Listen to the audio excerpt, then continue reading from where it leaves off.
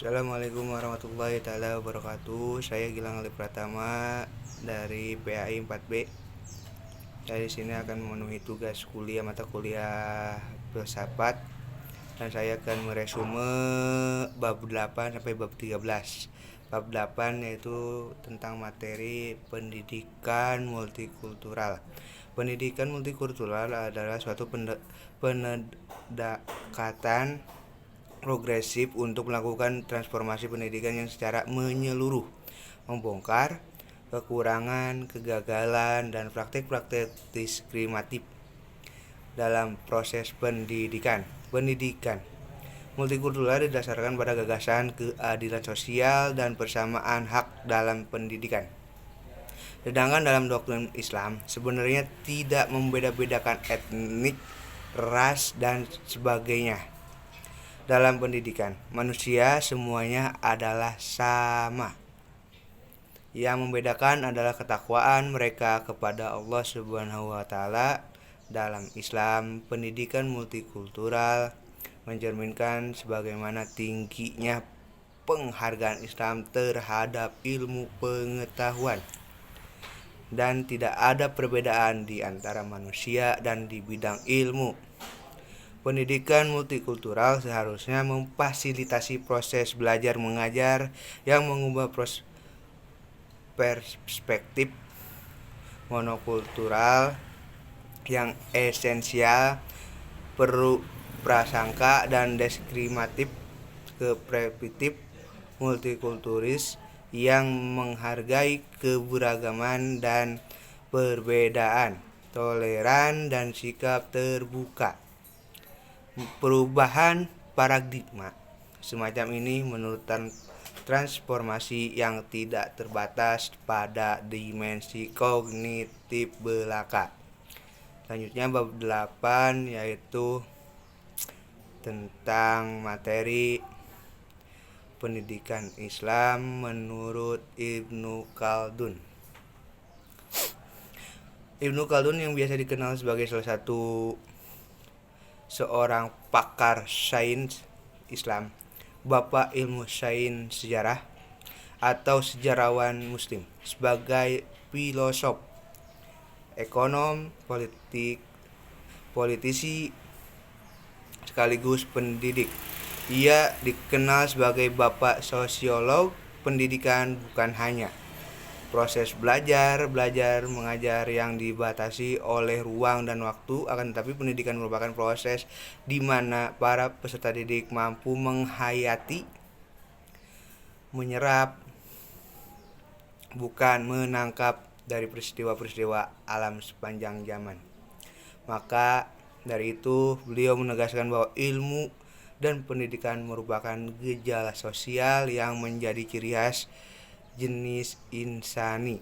Ada 10 metode yang ditawarkan beliau, diantaranya metode pertahapan, kasih sayang, peninjauan, kematangan, penyesuaian, perkembangan potensi peserta didik, penguasaan satu bidang, widya wisata menurut beliau yaitu pengembangan kemahiran dalam bidang tertentu dan pembinaan bersifat akliyah dan nakliyah. Metode yang ditawarkan Ibnu Khaldun sangat relevan dalam pendidikan dunia modern. Pemikiran Ibnu Khaldun terhadap pendidikan bisa menjadi acuan dalam pendidikan dunia modern sebab apa yang ditawarkan beliau sangat mengutamakan teori dan praktik dalam dunia peradaban pendidikan. Harus diterapkan dengan baik, khususnya pendidikan Islam. Sebab pendidikan yang ditawarkan beliau bersumber dari Al-Quran, yang mana ajaran-ajaran Islam yang diterapkan terhadap realitas kehidupan. Selanjutnya bab 10 yaitu tentang materi pendidikan Islam menurut Muhammad Abduh. Pendidikan Muhammad Abduh bertujuan mendidikan akal dan jiwa serta mengembangkan hingga batas-batasan yang memungkinkan anak didik mencapai kebahagiaan hidup di dunia maupun di akhirat. Muhammad Abduh merumuskan kurikulum berdasarkan tingkatannya, yaitu tingkat dasar, tingkat menengah, dan tingkat tinggi. Pengorganisasiannya ini didasarkan pada pembagian manusia sesuai dengan lapangan pekerjaan yang akan mereka ganti. Ada dua aspek metodologi pendidikan yang dibicarakan oleh Muhammad Abduh, yaitu metodologi dalam bentuk mikro atau metode mengajar, dan bentuk makro atau metodologi sebagai sistem mengajar. Sebagai sosok pembaharu, Muhammad Abduh memiliki andil besar dalam perbaikan pembaharuan pemikiran Islam kontemporer. Beberapa kontribusi pembaharuan pemikiran Muhammad Abduh dalam pengembangan teori pendidikan Islam, di antaranya purifikasi, reformasi pendidikan, formulasi dan penyatuan Islam, agama dan pengetahuan. Selanjutnya bab 11, yaitu tentang materi pendidikan Islam menurut Kiai Haji Ahmad Dahlan. Kiai Haji Ahmad Dahlan adalah tokoh pendidikan yang sangat besar bagi dunia pendidikan di Indonesia ini. Kiai Haji Ahmad Dahlan atau Muhammad Darwis lahir di Kauman, Yogyakarta 1 Agustus 1868. Sebelum organisasi Muhammadiyah, Ahmad Dahlan mempelajari perubahan-perubahan yang terjadi di Mesir, Arab, India, dan kemudian mencoba menerapkannya di Indonesia. Kiai Haji Ahmad Dahlan juga sering mengadakan pengajian agama di langgar atau musola. Pada tahun 1912, beliau ide-ide yang dikemukakan Kiai Ahmad Dahlan telah membawa perubahan dalam bidang pemasaran dan lembaga pendidikan Islam yang semuanya bersistem pesantren menjadi sistem klasikal, di mana dalam pendidikan klasikal tersebut dimasukkan ke dalam pendidikan umum madrasah. Meskipun demikian, Kiai Ahmad Dahlan tetap mendahulukan pendidikan moral atau akhlak, pendidikan individu, dan pendidikan kemasyarakatan. Bab 12 tentang materi pendidikan Islam menurut Kiai Haji Hasyim Asy'ari. Kiai Haji Hasyim Asy'ari dilahirkan di Desa Ngedang, Jombang, Jawa Timur pada hari Selasa Kliwon tanggal 24 Zulqa'dah 1287 Hijriah atau 25 Juli 1875 Masehi. Nama lengkap Muhammad Hasyim Asy'ari bin Abdul Al-Wahid bin Abdul Al-Halim, yang diberi gelar Pangeran Boneng bin Abdul Al-Rahman, yang dikenal dengan sebutan Jaka Tingkir. Sultan Hadiwijaya bin Abdul Allah bin Abdul Aziz bin Abdul Fattah Maulana Ishaq dari Raden Ain Al-Yakin, yang disebut Sunan Giri. Pemikiran pendidikan Kiai Hasyim Asy'ari meliputi tujuan pendidikan, konsep peserta didik, kurikulum, metode pembelajaran, dan evaluasi pendidikan.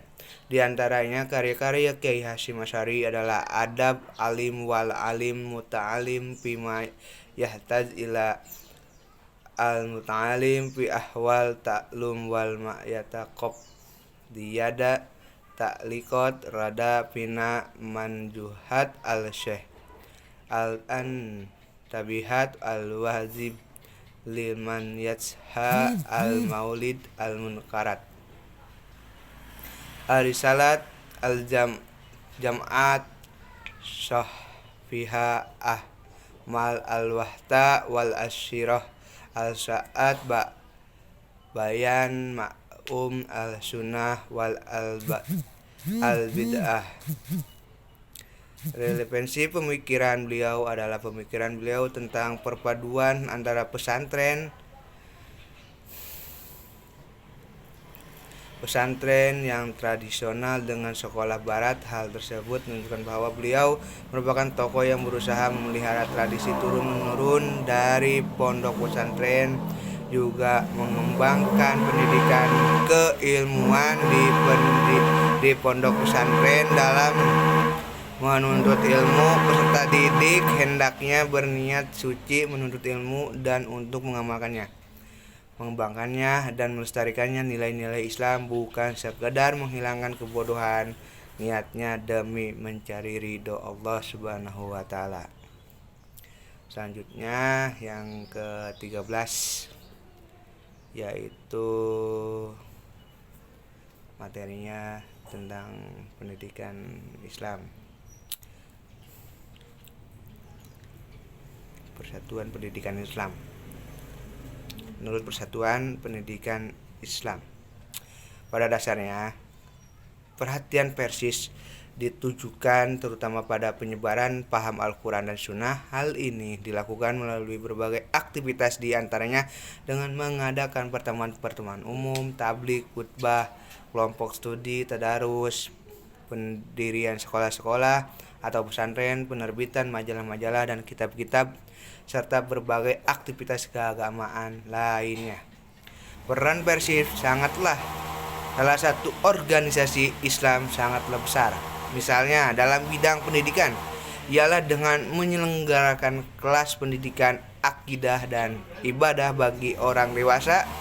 Persis juga mendirikan lembaga pendidikan kanak-kanak dan Holland Implanted School yang merupakan proyek lembaga pendidikan Islam. Kemudian pada 4 Maret 1930 secara resmi Persis mendirikan pesantren Persis yang pertama dan diberi